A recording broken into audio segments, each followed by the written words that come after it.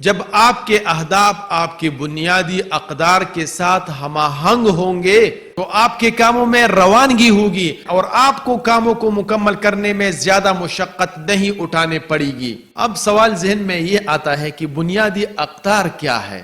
تو میرے پیارے دوستو، ہر وہ چیز جس کے بارے میں آپ شدت سے محسوس کرتے ہیں اور وہ آپ کے رگ و پے میں رچ بس گئی ہو، آپ کی بنیادی اقدار ہوتی ہے۔ آپ کی بنیادی اقدار وقت کے ساتھ ساتھ آپ کے اندر جڑیں پکڑتی رہتی ہے اور لاشعوری طور پر آپ کے کردار کا حصہ بن جاتی ہے۔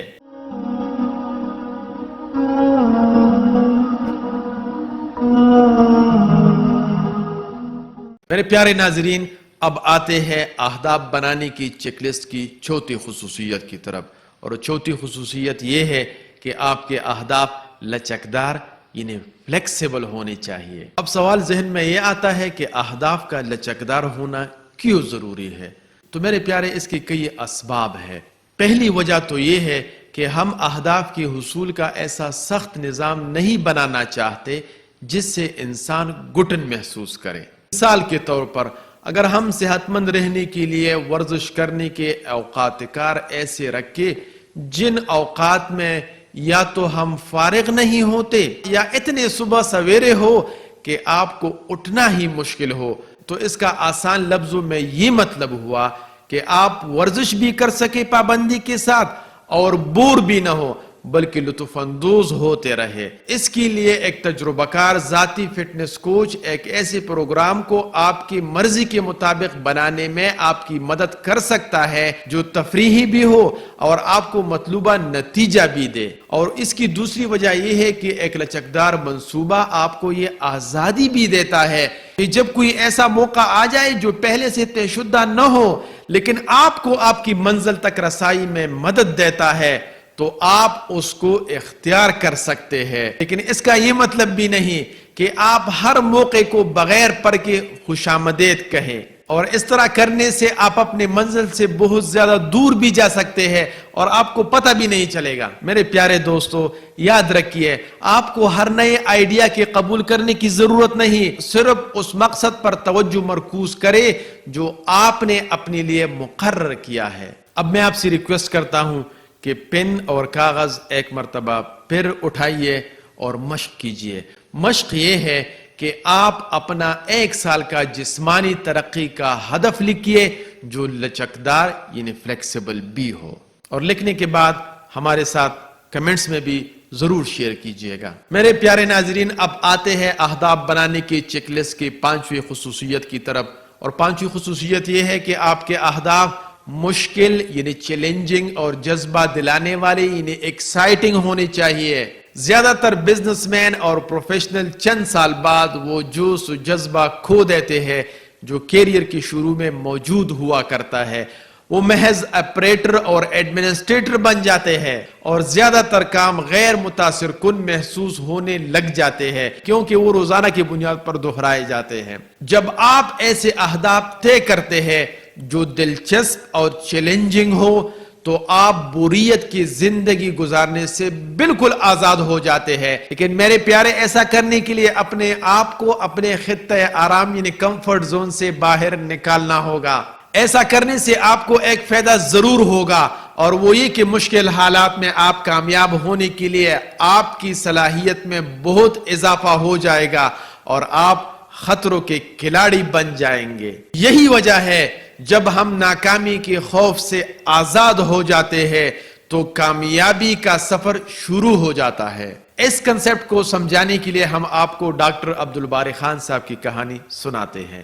ڈاکٹر عبدالباری خان صاحب اور ان کے چند دوستوں نے کئی سال تک پبلک سیکٹر میں خدمات انجام دی، جہاں انہوں نے سرکاری ہسپتالوں کی بری حالت دیکھی، شہر کے غربت زدہ مریضوں کے حالت زار کا مشاہدہ کیا، تو انہوں نے ایک بہت بڑا ہسپتال بنانے کا ویژن بنایا کہ تمام مریضوں کو بلا تفریق فری علاج فراہم کر سکے۔ چند سال بعد اسلامک مشن ٹرسٹ نے ایک بند ہسپتال کی عمارت انہیں عطیہ کی جو انہوں نے استعمال کے قابل کر دی، اور یہ وہی جگہ ہے جہاں پر 2007 میں آج انڈس ہسپتال قائم ہے۔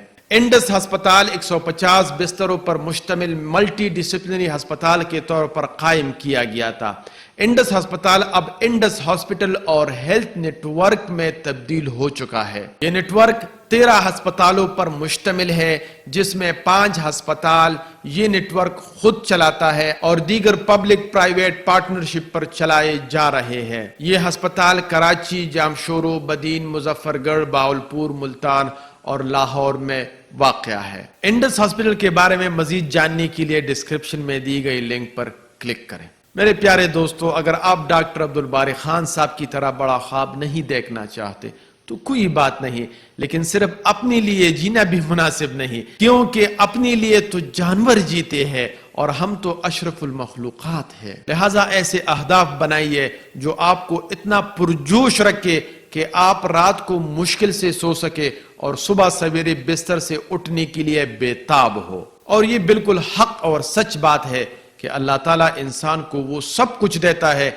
जिसकी वो कोशिश करता है। मेरे प्यारे नाजरीन, अब आते हैं अहदाफ बनाने की चेकलिस्ट की छठी खुसूसियत की तरफ, और वो ये है कि आपके अहदाफ आपकी बुनियादी अक़दार के मुताबिक होने चाहिए। सिनर्जी यानी हमाहंगी और फ्लो ये रवानी और बहाव दो ऐसे औसाफ है जो कामों को बगैर किसी मुशक्कत की तकमील तक पहुंचाने में मददगार साबित होते हैं। जब आपके अहदाफ आपकी बुनियादी अक़दार के साथ हमाहंग होंगे तो आपके कामों में रवानगी होगी और आपको कामों को मुकम्मल करने में ज्यादा मुशक्कत नहीं उठाने पड़ेगी। अब सवाल ज़हन में ये आता है कि बुनियादी अक़दार क्या है?